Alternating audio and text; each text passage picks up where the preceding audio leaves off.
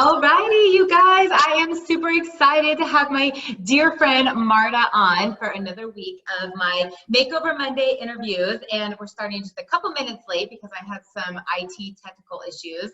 I think just with everybody online and using Zoom right now, things are just slowing down a little bit. So for those of you that don't know, I do these interviews on Monday nights because I am so grateful that I have been able to surround myself with just amazing women, powerhouse people, and I really love to just uplift them and celebrate their success, but also use their stories to inspire other people.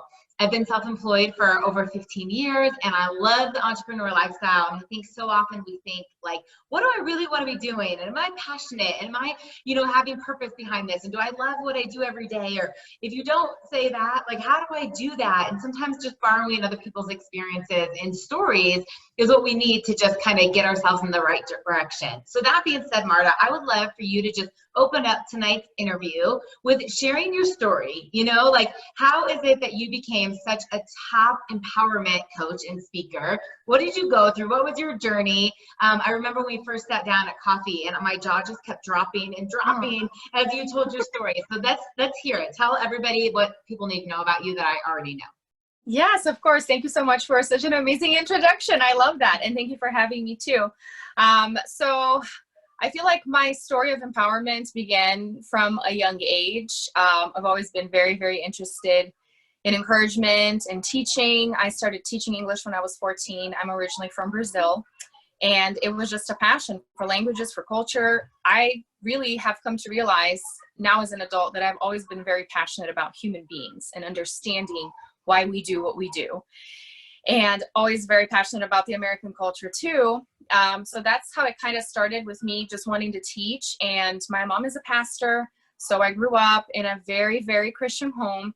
And I was just used to singing in church, playing the piano in church, speaking in church whenever my mom would travel, or sometimes even when she was around, I would ask, can I do the sermon today? And so starting at like when I was 14-ish is when all of that started. But the big push for, all things mindset, personal development, finding my strength, challenging everything that I ever knew was getting pregnant with triplets 4 years ago. That was definitely a plot twist that I was not expecting, and I don't think anyone would ever. And it really, as much as it was joyful because I was trying to get pregnant and then I got pregnant, it was also a huge challenge. And because of the work that I have been doing, I have been also able to speak up and talk about how much of a disappointment it was. And that I had to go through all of this work and be able to admit that to myself first in order to be able to say that to the world and be okay with it, even when people judge me for saying that. And I feel like especially triplet moms out there really resonate with this, because when you have a dream for so long and then it happens, but it doesn't happen the way you were expecting, you feel ungrateful, you feel shameful, you feel guilty. And these are things that we deal in life regardless. And I just had to deal with them in such an exacerbated way because I love my children. I'm very grateful for them, but it's a very stressful, intense reality. And diving into personal development, diving into myself has been what has really, really helped me. And one thing that I have realized is that the importance of sharing your story, the importance of talking, everyone needs this as human beings to be able to process, your story and what you're going through. But for me, I have really found it in my message in my mess. And I love these little catchphrases that your testament is in your test and all these things. And for me, my calling has really been talking about my struggles and what I do and what helps me throughout these struggles, and seeing how people are helped with that and how people can be uplifted by listening to someone that is upbeat. I'm very upbeat, but I also like to talk about the struggles because when you're too upbeat, people start thinking, well, you have it all together. Your life is amazing. No wonder. And I don't. I have faults. I have issues, but I am powering through them by sharing them with other people. And I have really found that to be my purpose, is helping uplift people, because as I uplift them, I uplift myself. I love that. And I love what you just said about like finding your message through the messy. I love one-liners and I've never heard that, but it's true. She went through something similar that working with someone we actually both know, my life coach and writing coach. And I remember her just saying to me, and this is what had inspired me to write my book, when she said, you are unrelatable because people look at what you're doing right now and they don't know where you came from. And she's like, you can't just like share all the glory. Like you have to share the story. And that was for me, where this is a joy for you. I was like petrified of being vulnerable. I'm like, what? Like I have to air my dirty laundry. I have to talk about the hardship, but it's true. And people think that success is like this, right? Or weight loss is like this. And it's not. And I love that it is a passion of yours because we think about the people that inspire us. And I remember thinking like when I fell in love with following Lisa Nichols or Tony Robbins, I mean, as much as I was drawn to their success, I was drawn to their hardship and how they got there. And so that's so brave of you. So that being said, even though this is a natural gift of yours, if you could tell our listeners, like, what's one of your biggest failures? I don't like that word because I think we always fail forward and we're learning, but something that other people might call a failure, or you, that what did it teach you? How did it redirect you? So it's interesting to be talking to you about this because that's one of the things that I mentioned to you when we met the first time, is that my coaching journey, it started because I had triplets and I wanted to do something for myself. I needed to take care of myself. And it started with wanting to exercise, losing the baby weight, and all of that. And at the time, the coaching came into place through that because I started with network marketing as a health coach. So helping people with their weight loss and things like that, as I talked about my own weight loss and stuff like that. And it was through network marketing. And I soon realized after, like, I guess not so soon, but a year into it, that I was a lot more passionate about the mindset, the personal development, than pushing the products or selling the products. Even though I really love them and I still use them, it didn't really sit well with me. And it was hard for me to let go of that and to understand this is not what lights me up anymore. And I have to let go, because one thing about me that I have realized with this whole journey is how competitive I am and how determined I am, how relentless I am, and very, very stubborn, which is, all of them very great qualities for entrepreneurs. But also hard when you need to, take a bow and decide to change directions because it's not working. And I don't know, people may look and think that it was working. It was all in my head. And that's why I love that you said, it's not necessarily a failure. It's really a lesson. And I feel like we're not supposed to be doing the same thing forever, because otherwise we're not growing. There has to be change. Even if you are succeeding in the same thing that you're doing, it's likely not going to be the same year after year. Because even when you talk about entrepreneurship, markets change, economy change, needs change, people change. I mean, talk about what we're facing right now. And so we do need to adjust and we do need to adapt. And that doesn't mean failure. It's just learning, right? And so eventually I decided to not continue promoting that company, even though I still use the products and I still love it, which is Beachbody. I decided that I wanted to do something myself, but that was an amazing starting point for me to realize that I could coach, that I could be that source of inspiration for other people. And that's really what exposed me to personal development. That's what taught me that in order to be an entrepreneur, you need to work on yourself, and really understanding that 80% of your success as an entrepreneur or anything that you do in life is your mindset, is what you think about yourself, how you see yourself. And I started noticing all these things about me that I had never seen or understood. And I was like, oh my gosh, I want to dig deep. I want to learn more about me. And as I learned more about me, I started sharing this with other women and saying, this is where success is. This is where happiness is you loving you, taking the time to understand you. Because if you don't understand yourself, you're going to be stuck doing something that you don't love because you think that that's what you're supposed to be doing. And that to me really is the failure, is living a life that you're not living to your fullest potential, is just trying to please everybody around you and not pleasing yourself. Oh my gosh, I agree with so many of those things that you just said, but that last little bit about, that's the failure, is living a life to please somebody else besides yourself.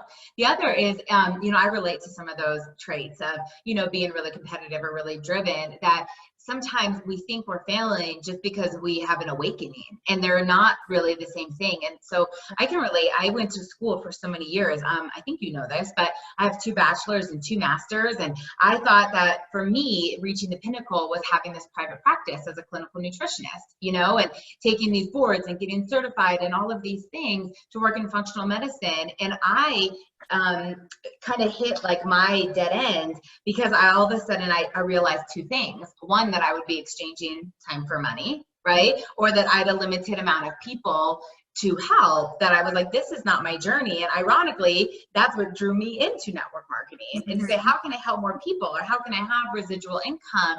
But the point being, where you said that that could be a failure, I remember like having to talk to my dad and stepmom, who had paid for so much of my schooling, and being like, I'm not going to be a nutritionist anymore. And this fear around like how I was going to explain that. And I wasn't failing just because I was dreaming bigger, you know. And while you had this amazing success with your company, you thought, this is not my passion though. And I love that you're just giving permission for people that on this journey, that sometimes what we think we're headed towards is not really the final destination. And I love that you share that. So you've been so super successful in many areas in your life, not only as a mom of triplets and as a marketer, and now as an empowerment coach and speaker. What would you say were some of the resources that helped you along the way? Like, who did you listen to on a podcast? Who was a life coach for you? What book did you read? Like, what were some things that really aided in your success? Well, I have followed several different people, and I have been coached under several people, but the one, and you know, the big ones, Tony Robbins, I mean, who cannot get stuff out of anything that he says, or a documentary, whatever it is that you do. But one thing that I do want to point out, because the number one tool that has helped me so much in this process has been the Enneagram, by understanding more about myself. And for anybody that's not familiar, the Enneagram is a personality test. And it's pretty much my favorite one, because it talks about you, but from a transformative stance of you becoming aware of your weaknesses, but also becoming very aware of your strengths. So it's not a matter of, you know, pointing out where you suck and just shaming yourself. It's quite the opposite. It's understanding that some things don't come naturally or easily to you. So why focus so much on those things? And then you start understanding that a lot of your frustration comes from you trying to be what you're not. So once you understand who you really are, it's amazing. And so to that point, a book that I really love, and I forget the name of the author, but I was listening to it on Audible, and I go back to it all of the time. It's called The Road Back to You. And he explains every single personality type in a different chapter in different lights. So that personality type as a child, that personality type at work, that personality type in relationships, like romantic relationships or whatever it is. And I really like that because it puts everything into perspective, and it talks about that, the unhealthy version of that type and the healthy version of that type. And so it kind of shows you the way to, if I'm feeling miserable right now and I am this type, what is the direction that I need to take? And so it's very helpful in that way, because it's a foolproof tool to help you understand yourself and really know that the next step for you is already in there somewhere, and you just have to figure it out. So if I had to pick one thing, I would say highly encourage anyone to just go get the Audible for that book, or take the test. And I think there are tools inside there, but you could just Google the test and take the test and figure it out. And if you already know, many people already know what their type is, but they don't dig deep into understanding the type. And this is something that I have been telling all of my clients to do, is that you have to understand yourself so well that eventually you're not going to need these things, but it really helps with the awareness throughout the day. Because that's one thing that I talk about personal development all the time. It's amazing to read books. It's amazing to listen to podcasts. But once those things are done and you're in traffic, in the car, hating life, which that's not happening right now, or whatever, in quarantine, hating life, you might not really remember those words. You might, you know, you're not in that headspace of that encouragement of fresh off listening to that podcast. So what are you going to do? Who are you going to turn to? And at the end of the day, you only have yourself, right? Even if you're surrounded by people, you need to be able to turn to yourself. And so the more you become aware of your thought patterns and you catch yourself in those moments of this sucks, the easier it is for you to change course and, change your thoughts to positivity or whatever it is that you're needing at that time. But ultimately learning this independence of, I don't depend on somebody else to feel better because I understand myself so well. I know what can make myself feel better, if that makes any sense. Oh my gosh, it absolutely does. And the life coach that I swear is how I ended up engaged, because she helped me so much. That was part of it. And I remember one of the first times we were chatting, and she just said to me, "You're never going to be able to have a healthy relationship because you're expecting someone to fill a void that only you can fill." And I was like, what? But once you go through that work, and you do, and that comes from within, it really does alleviate pressure that you put on other people, or the expectations of how they can fill you up, and also the expectations that they're the ones that can let you down. And I love that you talked about the healthy expression and the unhealthy expression. And I was messaging with a friend today. She's an Enneagram 6, I'm an Enneagram 8, and where she is so motivated and fueled by acceptance, right? And like needing to know like she's good enough and that people want her around and be validated, which is not my kind of go-to or any of that. Mine as an 8 is the truth. And we got in this conversation about being impeccable with your word and how important that is for me. But like those types of triggers, when someone says that they're going to do something and doesn't, is like a major trigger. But if you don't understand that, your relationships are going to be affected. Your work is going to be affected. And I love that you brought that up, because I think the Enneagram is so important for us to really understand not only ourselves, but other people. Yes. So what do you think is a myth that you could debunk in your profession? Like when people say like, oh, like it's so easy to be a coach, or anybody can do, I don't know what it is, but what do you think is maybe one? Well, that one is definitely one that I could expand on, but let me tell you one that I thought of as you were asking me the question. I hear from women that say, I love your message and I love what you do, but I'm already empowered. I understand that this is for women that have low self-esteem or that are introverted. That's not the case. I'm already empowered. And at first when I would hear those things, I would get a little bit offended, because I would think, everyone can, there's always room for improvement. Everyone needs more, And what I started understanding, even about myself with my journey, that I feel like speaks to these people that have this misconception in their head, is that I am not introverted. If you look at me, you would never ever think I even have insecurities to begin with. I mean, that's what people have told me, because I have no problem making a fool of myself. Quarantine has brought the best in me. I started making YouTube videos. I saw them. They're awesome. I love it. I'm like, let's just do whatever. So, I've been singing, I've been performing, I gained 50 pounds with triplets, and I thought it was absurd when people would tell me that I looked huge. Like I have always looked at myself thinking I'm confident, even though growing up overweight and boys would tell me that I was fat, I would get sad, but at the end of the day, I was like, I don't know what they're talking about. So I was always very, very confident. But what's interesting is that when I started going through this work, I started noticing that I was able to mask my insecurities better than other people.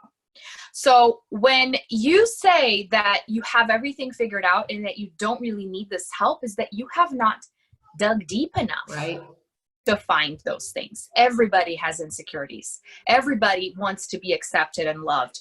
It just it shows itself in different ways, which that's the Enneagram, which you just spoke about, your friend being one way, you being another way. So you expect, and I love the love languages too. That's another good read. Understanding that people expect love in different ways. But at the end of the day, we all want to be loved, whether it is by words of affirmation, whether it is by acts of service or presence or physical touch. We want to feel that love. So for you to tell me that you don't need any help and that you're self-sufficient and that then you're God and you have no place on this earth. So I feel like everyone needs a coach. Everyone needs somebody to talk to, because that's another misconception, is to say, just go do therapy, and I don't ever want to take away from the work of clinical therapists and people that do that work. I just see it as different modalities of helping people with their emotions, with their thoughts. And there are people that have done therapy that work with me and say, I have never experienced this before. I have never, and it's just, you know, different people bring out different things in you. And so finding a coach or somebody. Or speak a different language that it lands on you, right? Yes, like exactly. Because of our experience. Totally agree with that. Okay, so before I ask you my final question, I want people to be able to find you because I know they're soaking you up and they love you. And like, how can I hear more of her? Share with our listeners tonight, like where on social media, like what website do you have out there? What's coming up on your calendar? How can people get in touch with you? Okay, so Marta Spirk, across the board, SPIRK. And there's no H, MARTA, and martaspirk.com. And you can find me on Instagram, Twitter. I'm pretty much everywhere. LinkedIn, Facebook as Marta Spirk. And then I do have my podcast. Everything is The Empowered Woman. So The Empowered Woman Podcast. I do have my membership site, The Empowered Woman School. And I have the Empowered Woman workshops. I've been doing them in person, but since we can't do them right now, I'm actually hosting a virtual and free workshop this Friday for women starting at 2:30 p.m. Mountain Time, and you can find more information on my social media or website, martaspirk.com. It's so awesome. And I went to her workshop last month. So I've seen the panel of people that she puts up there. Like, it's amazing. It's definitely worth it. And the fact that it's complimentary, what a gift. So my last question, because I am so motivated by contribution, so motivated, excuse me. I've been on the Zooms a lot today. And I always think sometimes people like want to give, but they don't know where to, or they feel like everybody does that one. If you could give all the money in the world to a certain charity, or if there was an organization or something that was like really passionate about you, like really on your heart, what would it be and why should we all know about it? Okay, so one thing that comes to mind that I know might not be on anyone's radar is Colorado actually hosts something called the Mothers of Multiples Society, and that did not know. Yeah, and that has been a huge resource for me in meeting other moms of multiples, because again, it's being a tribe, part of a tribe that you have no idea of until you're one of them. And so being able to share the struggles, I know lots of twin moms because that's, you know, more common, but I was privileged to actually meet one of my very best friends. She's a triplet mom. Her triplets are actually exactly 1 month younger than my kids, and she lives 20 minutes away. So that was just a blessing, and I love the work that they do, and all the women are volunteers helping. You know, we do consignment sales and their events for moms and kids. So yeah, go look it up if you don't know about it. So awesome. So very cool. No, of course I did it. And actually though, a couple of my friends, like good friends on the East Coast that I do business with, they're twin moms. I always talk about these like twin moms and twin groups and but the multiple is a whole nother one. And I love that. I absolutely love that. So you guys, thank you so much for popping on here and watching and getting to know the beautiful Marta Spirk. I was so grateful that I was introduced to her. You know, I watched her on a local news channel earlier this year talking about vision boards, and I just was like, this woman speaks my language. I have to meet her. I wrote her, we went to coffee, we've been friends since, and I am all about up-leveling the women in my life, connecting great people with great people, and having the opportunity to share their stories. So please get in touch with her. She's phenomenal. Thank you for being my guest tonight, and I can't wait to see you soon once we can all like meet and have coffee and get each other again. Thank you so much for having me, Lauren. Bye, you guys. Good night. Bye.